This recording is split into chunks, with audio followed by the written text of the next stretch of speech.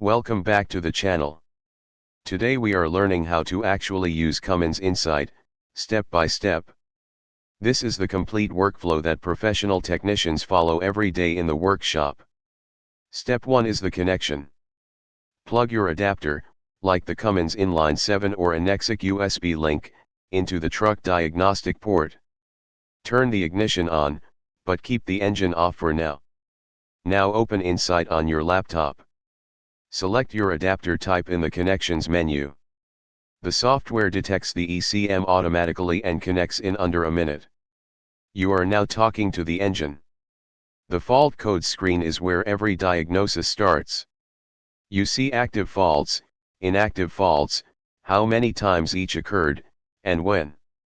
After you finish a repair, clear the codes from the same screen. Next, open Data Monitoring.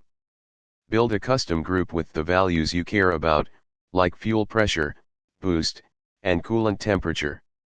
Watch them live, or record a session and play it back later. INSITE includes powerful built-in tests. The cylinder cutout test disables one cylinder at a time to find a weak one. Just follow the on-screen instructions, and the software guides you through safely.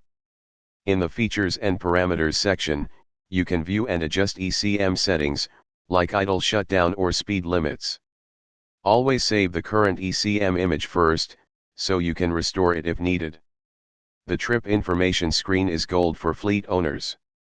You get fuel economy, idle time, and driving behavior reports straight from the ECM. Reset the trip data after each reporting period. A few quick tips. Keep the truck battery on a charger during long sessions. Run a current version of INSITE for the newest engine support. And use the correct feature password level for parameter changes. And that is the complete INSITE workflow, from connection to reports.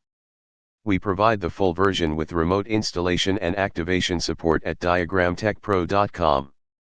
Subscribe for more diesel software guides, and see you in the next video.